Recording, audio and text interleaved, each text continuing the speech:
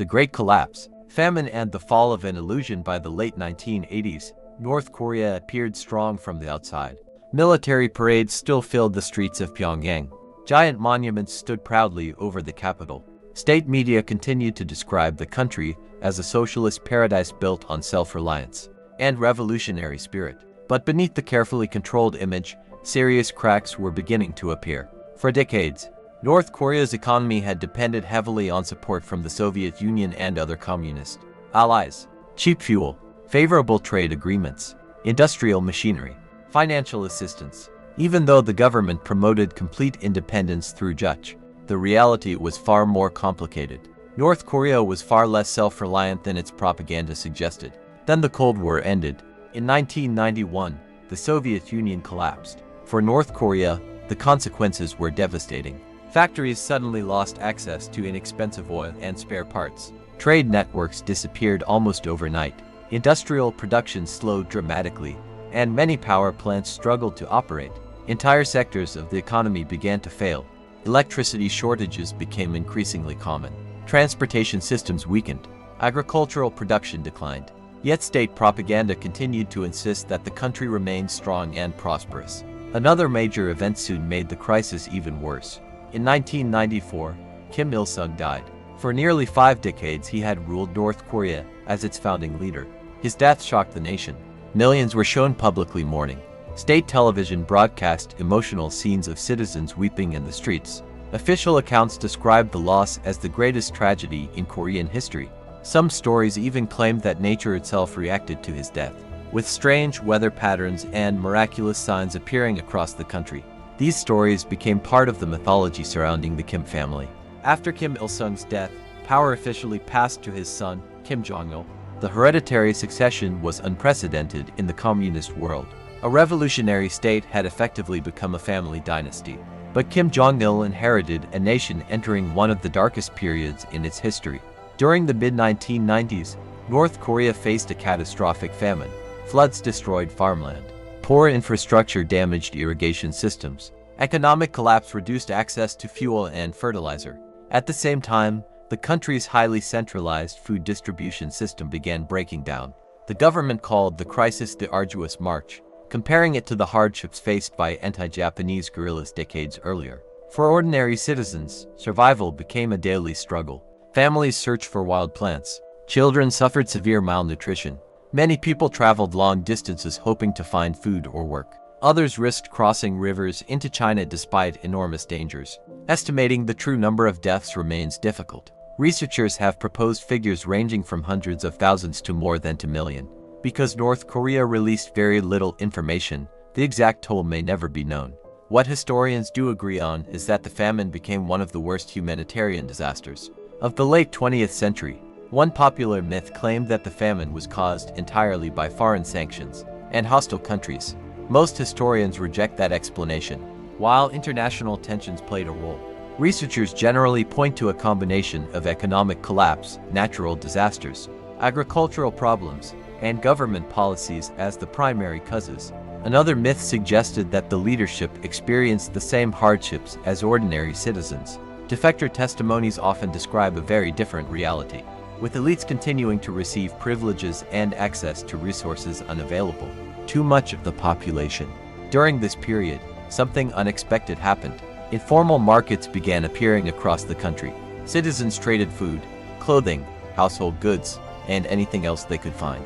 These markets were technically illegal at first, but local authorities often tolerated them because they helped people survive. Over time, they became an essential part of everyday life. Ironically, one of the worst crises in North Korean history also introduced small elements of private economic activity into one of the world's most centralized systems. The famine changed the relationship between the state and its people forever. For decades, citizens had been taught that the government would always provide for them. Now many families realized that survival often depended on their own efforts. Trust was damaged, fear remained, but something fundamental had changed. By the end of the 1990s, North Korea had survived once again. Yet the country that emerged from the famine was not the same nation that entered it. And as the new century approached, Kim Jong-il would pursue a strategy that he believed could guarantee the regime's survival. And nuclear weapons, a decision that would place North Korea at the center of global attention. Nuclear ambitions, the weapon that changed everything as the 21st century began. North Korea faced a difficult reality. The famine had devastated the country. The economy remained weak. Millions of people were still struggling to recover. Yet instead of focusing all available resources on rebuilding civilian life, Kim Jong-un made a different choice. He placed the military above everything else. This new strategy became known as Songun, or military first. According to official ideology, the armed forces were the backbone of the nation. The government argued that only a powerful military could protect North Korea from foreign invasion and preserve the country's independence. Factories that once produced consumer goods increasingly shifted toward military production. Resources became concentrated in the defense sector. The army received priority access to food, fuel, and equipment. For ordinary citizens, life remained difficult, but for the military, investment continued. Kim Jong-il believed that history had taught an important lesson. Countries without strong defenses could easily become victims of foreign intervention. The Korean War, the collapse of the Soviet Union, and conflicts in other parts of the world reinforced this belief. Then another event strengthened North Korea's determination. In 2003, the United States invaded Iraq. Only months earlier, Saddam Hussein's government had abandoned many of its prohibited weapons programs. North Korean officials closely followed these events. State media argued that Iraq's fate proved one thing: a nation without powerful deterrence could never guarantee its survival. From that moment, the nuclear program became one of North Korea's highest priorities. The country's interest in nuclear technology was not entirely new. Scientists had been conducting nuclear research since the 1960s, with assistance from the Soviet Union. Officially, these programs focused on peaceful energy production. However, international intelligence agencies believed military ambitions had gradually developed alongside civilian research. Throughout the 1990s, negotiations between North Korea and the international community attempted to limit the country's nuclear activities. The 1994 agreed framework temporarily froze parts of the nuclear program in exchange for energy assistance. For several years, the agreement reduced tensions, but mistrust continued to grow. Each side accused the other of failing to honor its commitments. Eventually, the agreement collapsed. By 2003, North Korea withdrew from the Nuclear Non-Proliferation Treaty. The announcement shocked much of the world. Few countries had ever left the treaty after joining it. The decision marked a major turning point in international diplomacy. Negotiations resumed through the six-party talks, involving North Korea, South Korea, China, Japan, Russia, and the United States. For years, diplomats attempted to reach a peaceful solution. Meetings lasted for days. Promises were made.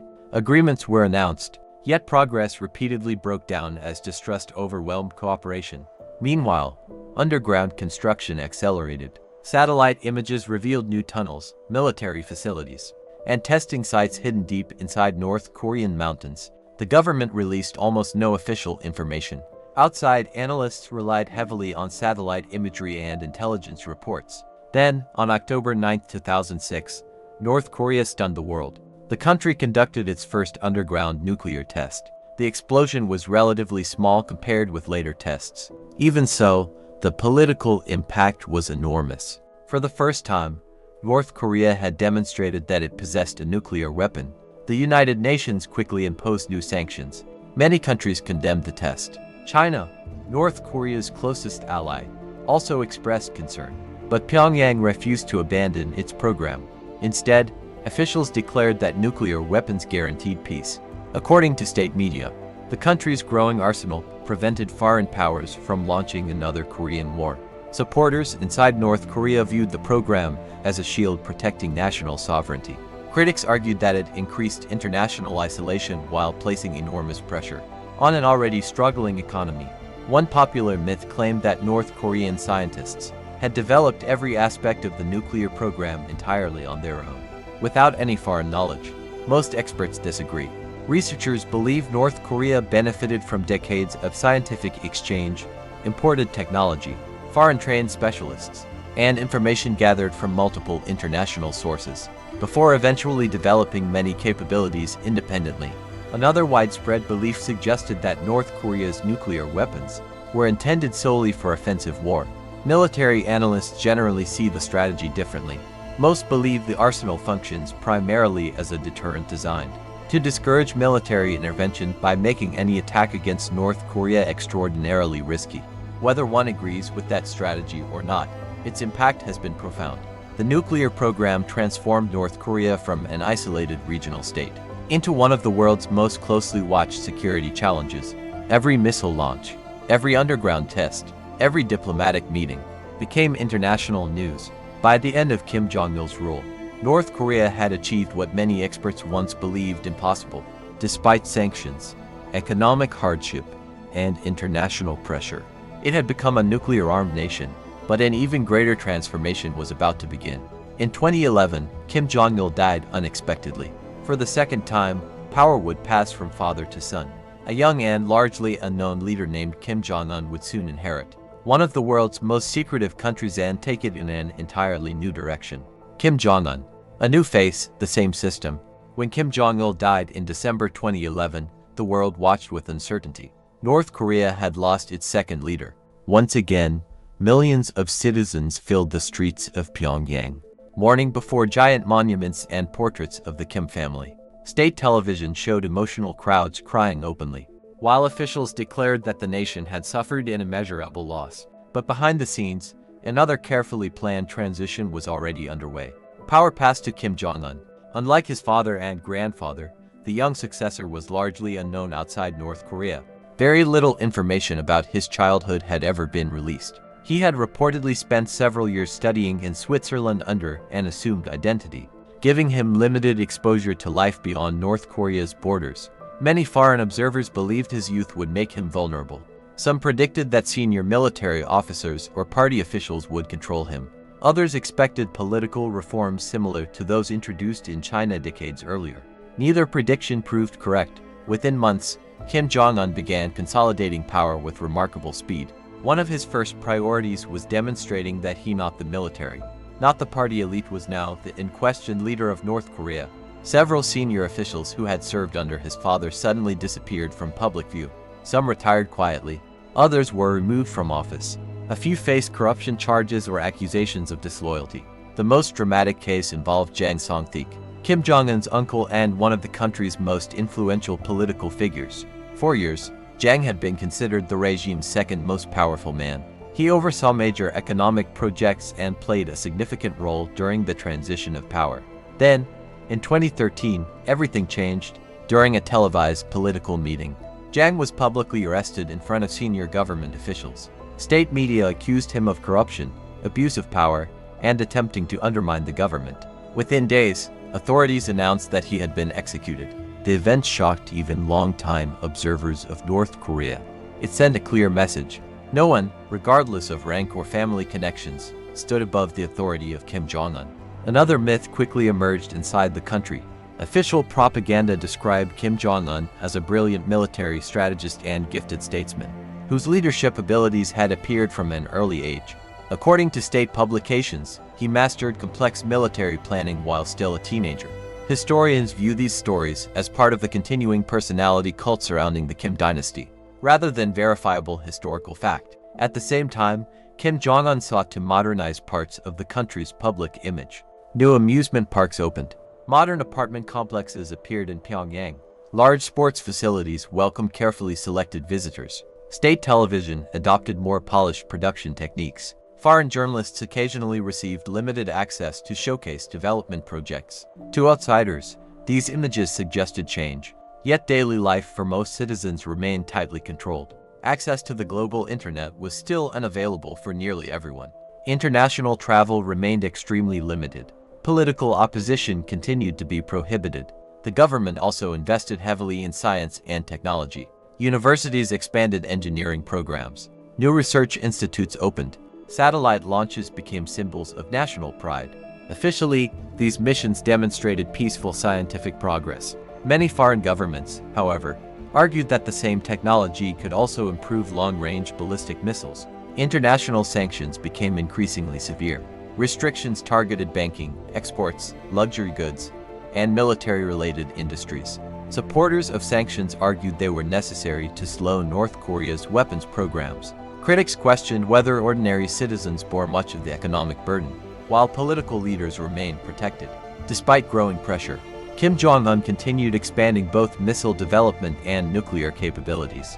Each successful launch strengthened the government's claim that North Korea could defend itself against any foreign threat. One fascinating myth claimed that Kim Jong-un personally designed many of the country's advanced missile systems. Military experts reject this idea. Modern weapons programs require thousands of engineers, scientists, technicians, factory workers, and decades of research. No single individual could create such systems alone. By the late 2010s, Kim Jong-un had firmly established himself as the third ruler of North Korea. The transition of power was complete. The Kim dynasty had survived another generation. But while military power continued to grow, the country's relationship with the outside world was about to take an unexpected turn. For the first time in decades, the leader of North Korea would prepare to meet the president of the United States face-to-face, an event that many people once believed would never happen. The future of North Korea, change or continuity. More than 70 years have passed since the Korean peninsula was divided. Generations have grown up knowing only one system, one ruling family, and one official version of history. For many outside observers, North Korea remains one of the least understood countries on Earth, a nation surrounded by mystery, speculation, and carefully controlled information. Yet behind the headlines lies a far more complicated story. Today, North Korea continues to invest heavily in its military. New ballistic missiles are regularly unveiled during massive military parades in Pyongyang. Satellite imagery reveals the expansion of missile bases, underground facilities, and defense infrastructure. Each successful weapons test is celebrated by state media as another victory. For national independence, the government insists that these weapons exist only to prevent another war. Officials argue that powerful nuclear forces guarantee peace by discouraging foreign intervention. Many international security experts agree that deterrence plays a major role in North Korea's strategy, although concerns remain about regional stability and the risks of military escalation. At the same time, ordinary life inside the country has quietly evolved. Local markets that first appeared during the famine of the 1990s have become an important part of the economy. Although the state officially maintains central control, many families now rely on small-scale trading to supplement their income. Some businesses operate with unofficial approval. Others exist in legal gray areas. These gradual economic changes have not transformed North Korea into a free market society, but they have altered everyday life in ways that would have been difficult to imagine decades earlier. Technology has also begun reshaping the country. Modern apartment districts have been built in Pyongyang. Domestically produced smartphones have become available for many citizens. Electronic payment systems and digital services have expanded inside the country. However, access to the global internet remains extremely limited.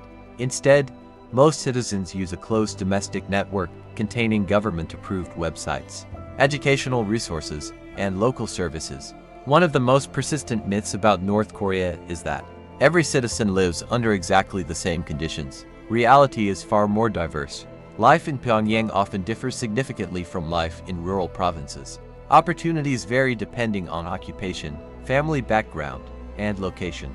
Although the government promotes national unity, living standards are not identical across the country. Another widespread myth suggests that North Korea is completely cut off from the outside world. While the country remains one of the world's most isolated states, it still maintains diplomatic relations with numerous nations, participates in international organizations, conducts trade with selected partners, and receives foreign visitors under carefully controlled conditions. Isolation is real, but it is not absolute. Meanwhile, diplomacy continues to experience cycles of hope and disappointment. Historic meetings between North Korean leaders and foreign presidents demonstrated that dialogue is possible. Yet many agreements ultimately stalled as disagreements over sanctions, nuclear weapons, and security guarantees proved difficult to resolve. Trust remains fragile. Every negotiation faces decades of accumulated suspicion. Climate change may also become one of North Korea's greatest future challenges. Floods, droughts, and severe storms increasingly threaten agriculture. Because much of the country's farmland lies in vulnerable river valleys, extreme weather can have serious consequences for food production. Scientists warn that adapting to these environmental changes will require significant investment in infrastructure and agricultural technology.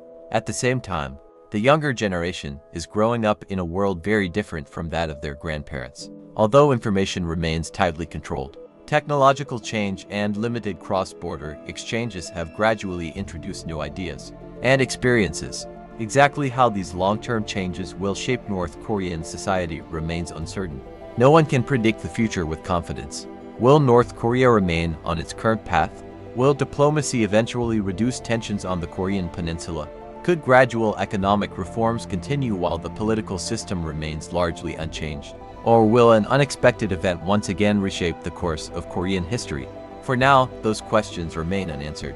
What is certain is that North Korea's story is far more complex than the stereotypes often presented in headlines. It is a story of war and survival, of ideology and isolation, of extraordinary resilience alongside immense hardship, of myths carefully constructed over generations and historical realities that continue to emerge as new evidence becomes available.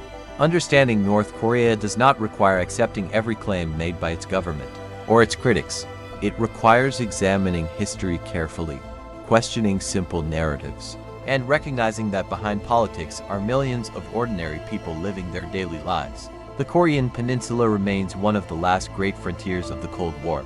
Its past continues to shape global politics. Its present remains closely watched, and its future may influence international security for generations to come. The story of North Korea is still being written, and the next chapter has yet to unfold.